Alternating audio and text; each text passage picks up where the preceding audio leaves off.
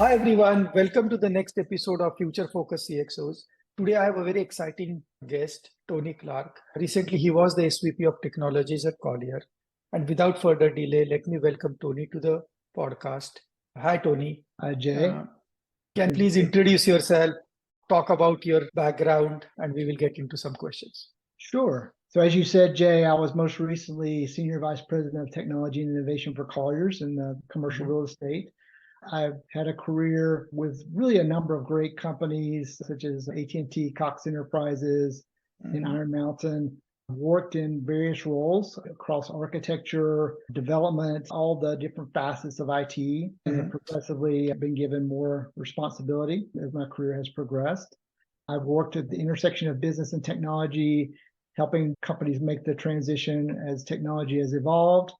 And as also technology has become more impactful to the business. So you hear the term digital transformation a lot. I think what's becoming more appropriate is really business transformation, because to effectively use technology, the business has to be engaged and it needs to be integrated deeply into the operating model of the company. So that's where I really enjoy working, really bringing innovation, bringing new opportunities, and also really working with teams. I have a passion for helping teams to become more effective, really working with people to be the best that they can be, both personally and professionally. So it's something that I've benefited from over the years through having strong mentors in my professional and personal life, and something I believe in strongly. So that's a little snippet of my career. Great. So you have a very distinguished, nice career path, right? A lot of people aspire to get where you are. So can you share some of your key milestones and some of the things that you felt you did over and above, out of the conventional job everybody does, to reach where you are? Yeah, I've definitely had a lot of help along the way in my career. And I think one of the key things that I mentioned is really around having mentors, having people that you can pattern yourself after, that will inspire you, that will give you energy and confidence to take risk. So certainly that's been something that's helped me along the way. Started as a developer with AT&T. I was fortunate to start with a really good company that had a very structured onboarding for people to come into the company. I benefited a lot from training on not only how to be an effective engineer, but how to be an effective communicator and member of the corporate culture. I had mentioned some mentors. I had one person in that particular, Dan Riegel was his name. I don't think he was an architect in title, but he was an architect in terms of practice. So he was a big inspiration for me. I was promoted into an enterprise architect role. And at the time, I remember they were asking me a lot of questions that I really didn't have the answers to as an architect. I really didn't know the full job of what that even meant. And they didn't know it, but they knew that they needed somebody to start tackling some of these bigger issues, to start framing building blocks that you need to be composed and brought together to take on larger business problems. And so that was something I found that I was good at. And also, I'm the son of a football coach. My father was a football coach. I'd seen him as a leader, and he inspired me quite a bit in terms of how he interacted with players to motivate and bring out the best. And so I found myself naturally emulating some of his life lessons as I led technical teams. Found I liked leading, and I wanted to do it full time. But at some point, I said, I think it's time for me to take on a management leadership role full time and moving into management from an individual contributor. I'd risen up the ranks, so I moved into management, shifted to Cox Enterprises. So I think having those people to inspire you, to give you confidence, to let you see that you can take risks and there's a way to be successful, and then taking those risks. I actually left AT&T, went to Cox, worked at Cox for 13 years. But that shift of companies was also a major step for me. Cox was a great company. I learned quite a number of things there. Sorry if I interject here. If I recall from our last conversation, you did mention that at Cox, right, you really instrumented the architecture approach, because it was a fast growing company. And what I have seen with a lot of our customers also, that whenever the company is fast growing, they build without having enough time to architect. So I reach a point saying that, oh my God, now I cannot scale any further. So you avoided Cox getting there. And can you talk about that experience? Yeah, sure. So as I mentioned at AT&T, I've become an architect, various different architectural roles. We implemented a number of processes there to provide guardrails and really pre-built solution sets for certain types of business problems to help the company grow in a safe way, in a way that would build, integrate together successfully. And so I saw the need at Cox Enterprises for that same type of an approach. I successfully started the shared services engineering and development organization for Cox Enterprises. So we had built a 50,000 person internal company portal for employees. We built a number of self-service capabilities across multiple areas of the business. And that was going really well. But what we're finding is that we wanted to promote even further, go take on bigger challenges. We also wanted to make sure that solutions had the proper security. And then we also not only were building for today, but we're looking ahead for tomorrow. That required principles of architecture to really do effectively. And so I went to the CIO and I went to Greg and said, what I really believe that we should do is to start an enterprise architecture function. I'd like to leave my role as leading the development organization and start this. And so he gave me the opportunity to do. And so we did a couple of different things. One is we started one for Cox Enterprises, a governance process and a set of domain teams that controlled and managed all the technology lifecycle for each of the major technologies that we used. But we also reached out to the subsidiaries and brought them into the process. And so we started to take advantage of learning from the different subsidiaries, to look for what opportunities to share and work together. One of the major things we did at Cox was we built a private cloud for the company. So it was a shared service that was available to each of the Cox companies and allowed them to take advantage of some of the capabilities of cloud, but doing it securely and leveraging our data center capabilities with a private cloud capability. So that was one of the first major benefits that we saw from having that architecture focus and reaching beyond just the parent company, but into each of the subsidiaries. And so that momentum carried on even as I left the company eventually to go to Iron Mountain. And as they started to find more and more opportunities for pulling some of the services into the core, doing it as some companies such as Auto Trader and others started to mature and wanted to really take advantage of the scale of the business. And you have a very unique blend of experience in terms of being an architect, at the same time being a leader who owns and delivers things. And I have a couple of questions into that. You did speak about creating a private cloud, and many companies are trying to move their applications to cloud. Many of them typically are not re-architecting them as a cloud native architecture. So the question I have is, can companies truly build a product innovation and product delivery truly on a cloud-based native architecture with agile methodologies? And if they can, what are some of the steps in which they should do this?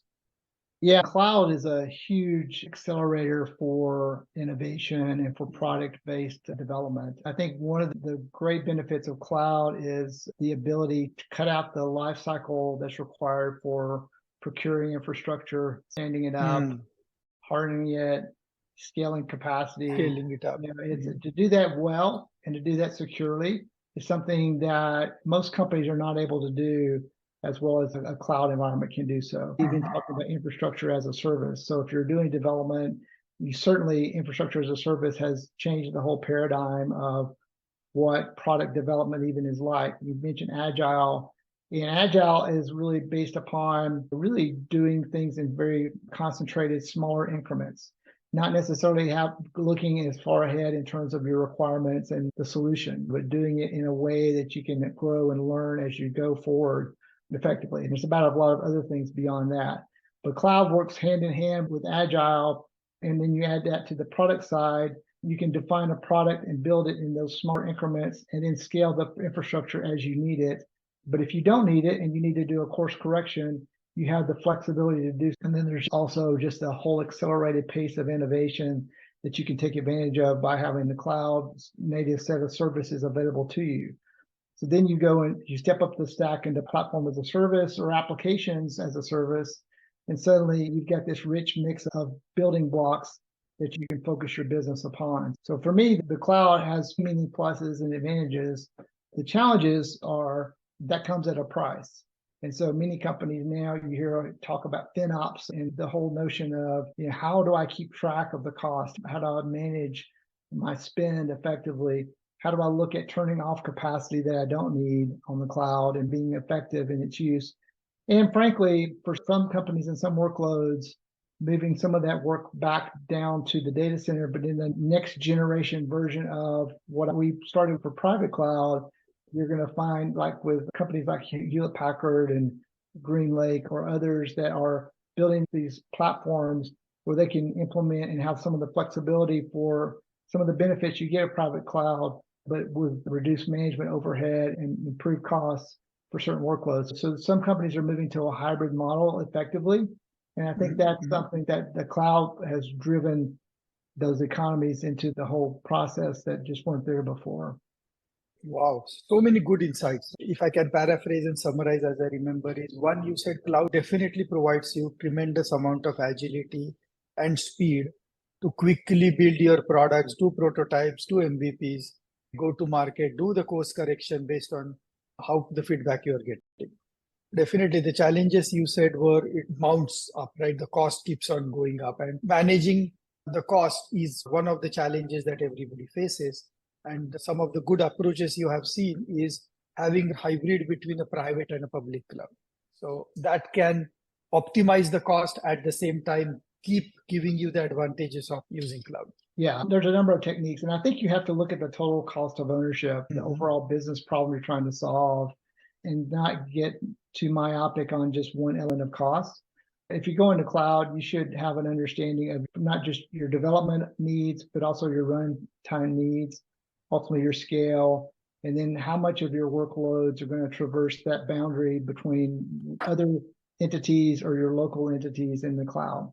One thing, though, you mentioned, to go back to your question on having worked as an architect and worked as an engineer and worked now as more senior and executive leader. And I definitely have had the opportunity to have some breadth in my career, and I've enjoyed that. But I think partly is around ultimately being able to work at higher levels of abstraction and really to not have to understand everything. As an architect, you don't necessarily have visibility into every piece of the solution underneath what you're solving for as much as you do as a developer. So you have to be comfortable in working more with building blocks and working through others. Likewise, as an executive leader, you have to have that same sort of mentality where you can effectively delegate work to your teams, where you can trust and have the right people on the team and be able to give up on certain things. I know I've worked for someone that was a really great project manager, and he said that when he moved into a role as the VP of the department and the organization, he had his whiteboard taken out of his office.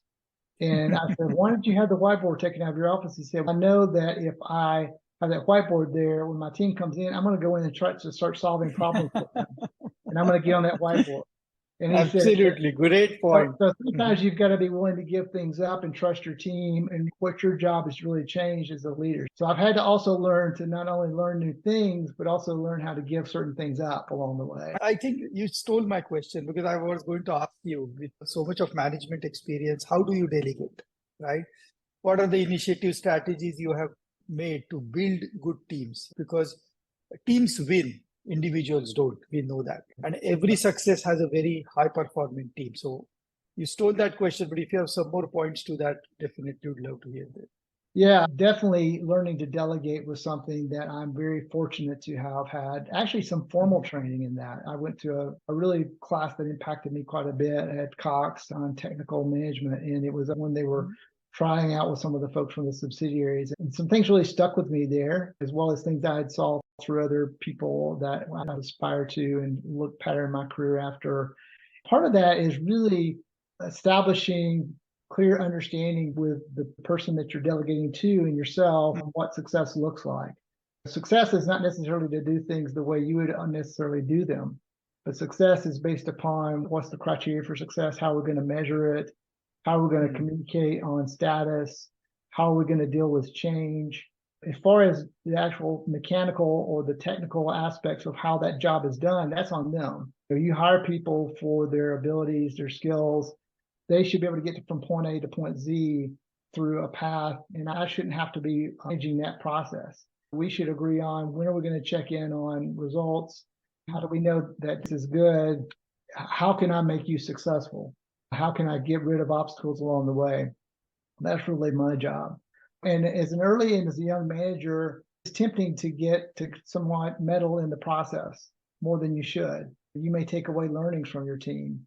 They need to sometimes sweat the details to grow. And then is your time best spent holding the hand of this person when they really don't need that versus focused on something else that really does need your attention? It's again that give and give up mindset, and really as to know where your team needs you the most and where you need to be.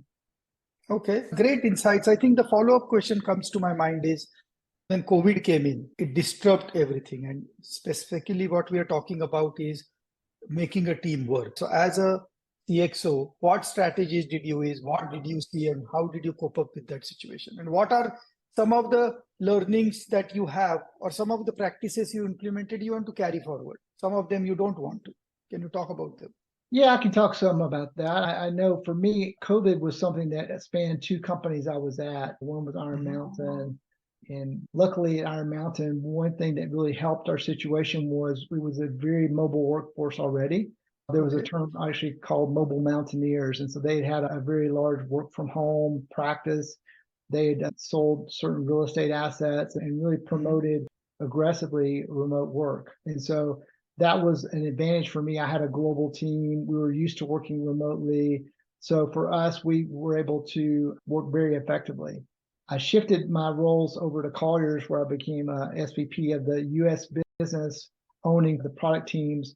A lot of the teams there, some of them were working remote already, but they were really having a struggle because of just some of the belt tightening that had to be done for COVID. The team had some backfills, some hires were put on hold. There were some furloughs. People were wearing multiple hats in terms of the roles they were doing. And so the biggest impact for me during the COVID was really to take that team and find a way to make them effective during a time where we were still working very much remote. But how do we establish a shared culture? How do we budget? And as we need to scale up from COVID, how do we effectively plan for the work and the roles that we needed? And then also, what does the organization structure look like for the future?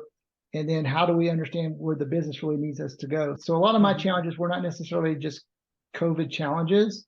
They were more coming into a new role with a team that had shrunk and had trouble keeping up to pace with the business needs during the time of COVID.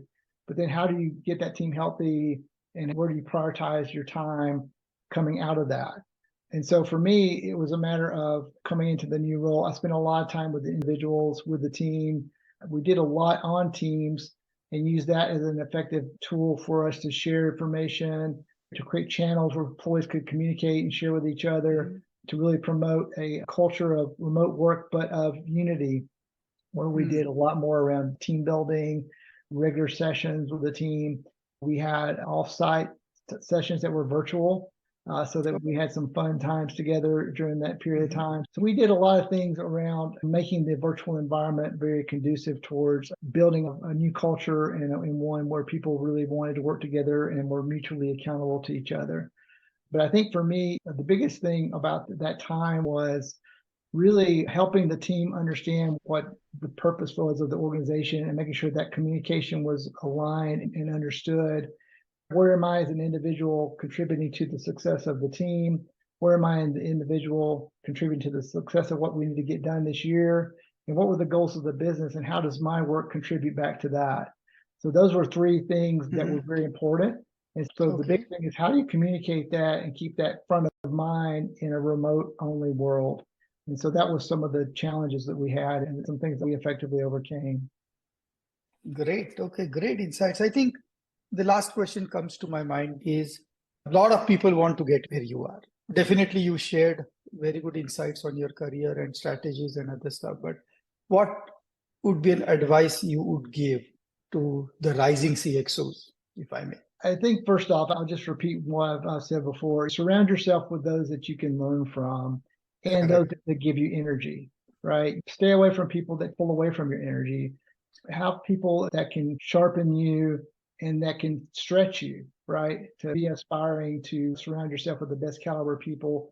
That includes people from the business that are from other areas that will give you insights that you may not get from within your group. So reach out inside the company, outside the company, always be building your network of advisors, your own cabinet that will go and help you be the best that you can be. 2 is you're not going to be successful if you can't communicate. Communication is the most critical skill, I think, for an executive. You constantly are communicating, whether you know it or not, through the way you act, through your body language. And it's critical for your team, for your internal customers, your external customers. Communication is important.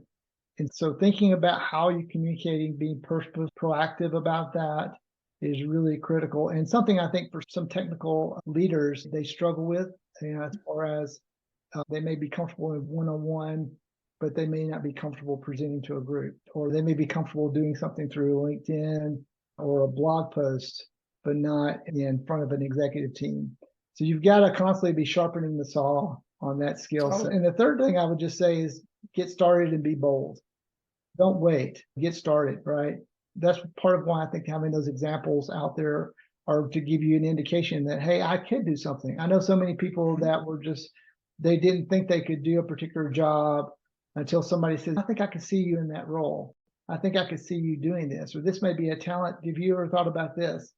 So that's what I've tried to do for people in my life, is to really understand what are their strengths, help them understand their strengths, and to be bold and reach out. It's always a great thing. It hurts to lose talent, but it's always great to see somebody step into a new challenge and to grow. And so likewise for myself, as I've looked for opportunities, I've tried to push myself into some places that sometimes weren't always comfortable, but I knew would allow me to grow. And so that's where I think being bold, and then don't wait. Don't wait, being bold. And one thing I'm hearing from you is be comfortable in an uncomfortable situation. Be comfortable being uncomfortable. That's right. That's absolutely true. That's right. Great advice. Thank you so much, Tony, for spending so much time with me today. Any last words before we close the podcast? No, I've really enjoyed this conversation, and it's interesting to reflect back on some of these things that have been part of my career, and hopefully it'll help somebody listening to it. But thank you, Jay. Absolutely, it will. Thank you.